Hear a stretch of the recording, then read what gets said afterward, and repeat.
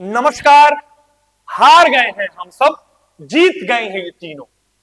आज पूरे भारत और पूरे बिहार के वो सारे विद्यार्थी जो सरकारी नौकरी की तैयारी करते हैं वो सब हार चुके हैं।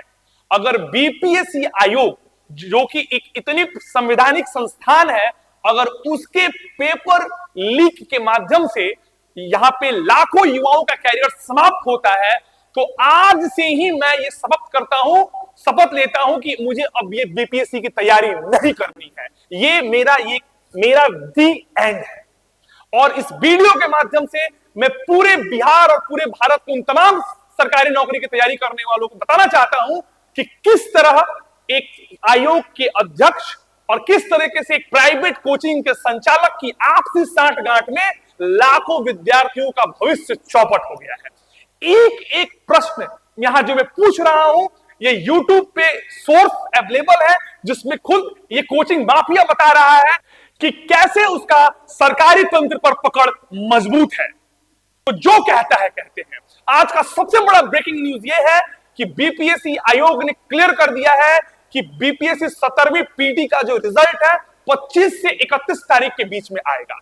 और बात रही मेंस का, तो जो हमारे एक प्राइवेट कोचिंग के संचालक, जिसको आप जानते हैं कि जो कहते हैं कि ब्रह्मांड के सबसे ज्ञानी वही शिक्षक है, उन्होंने जो कहा था कि वो हाई कोर्ट में पीआईएल डालने जा रहे हैं कि फाइनल पीटी के रिजल्ट के बाद कम से कम 4 महीने का विद्यार्थियों को समय मिलना चाहिए।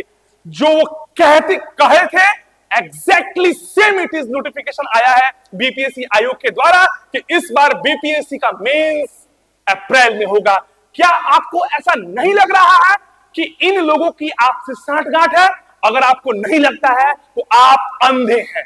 मेरा प्रश्न है कि क्यों एक प्राइवेट कोचिंग संस्थान के संचालक, जहां खुद उस बाबू परिसर में जहां पे एग्जाम होना था, एग्जाम के ठीक चंद दिनों पहले उनको पूरा का पूरा सेंटर दिया जाता है एग्जाम कंडक्ट कराने के लिए, जिस सेंटर में ही पेपर आउट का समस्या आता है।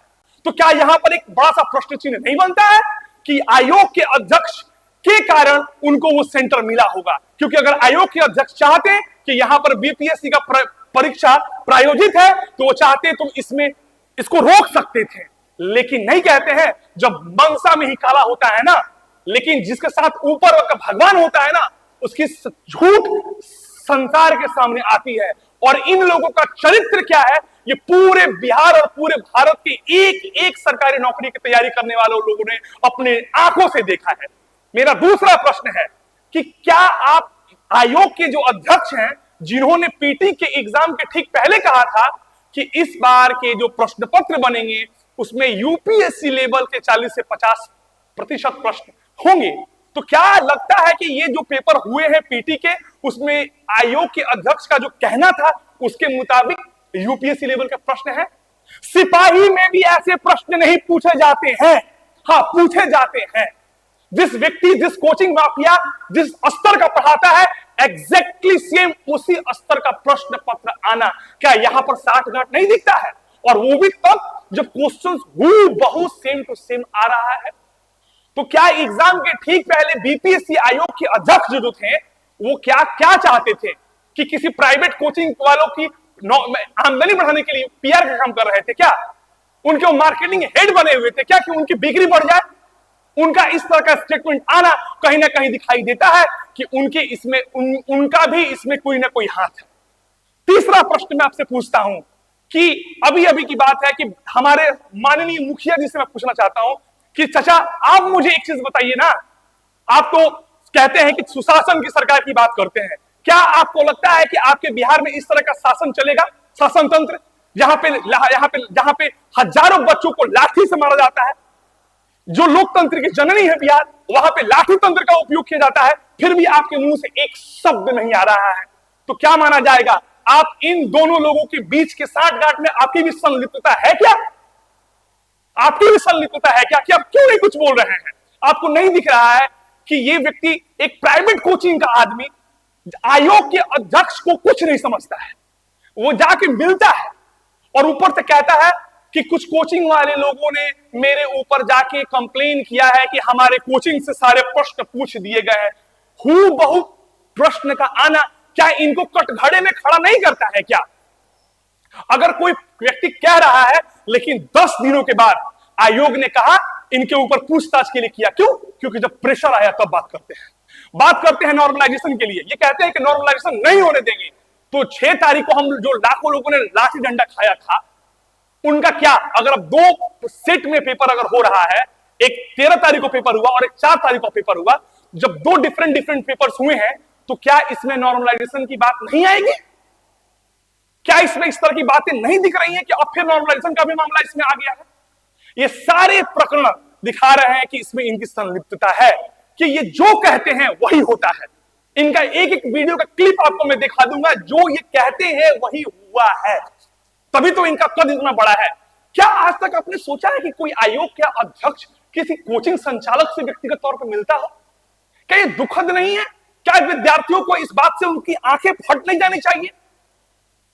कहीं ना कहीं इसमें दिख रहा है कि इनकी संलिप्तता है। अगर आपको इतना कहने के बाद भी नहीं दिख रहा है तो हुजूर, आप अंधे हो सकते हैं, हम अंधे नहीं हैं।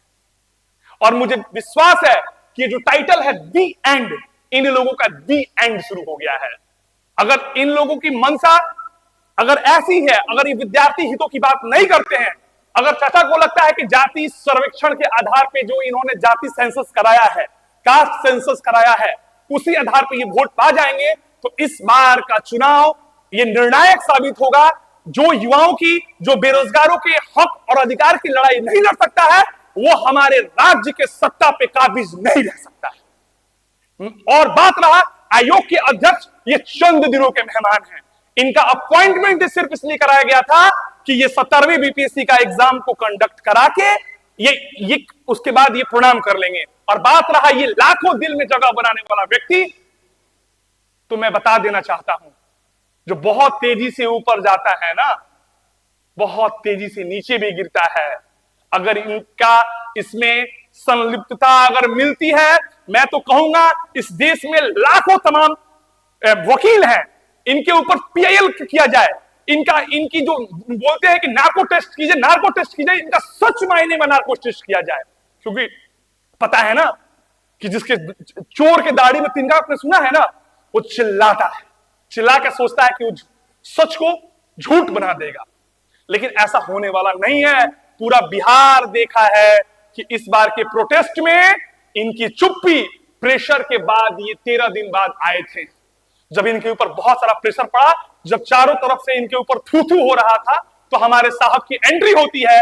लेकिन बच्चे उनको यहां से रंगा सियार बोल के भगा दिए, क्योंकि बच्चे जानते हैं कि ये व्यक्ति जितना अच्छा बनता है, ये सही मायने में इसका दिल उतना सच्चा नहीं है।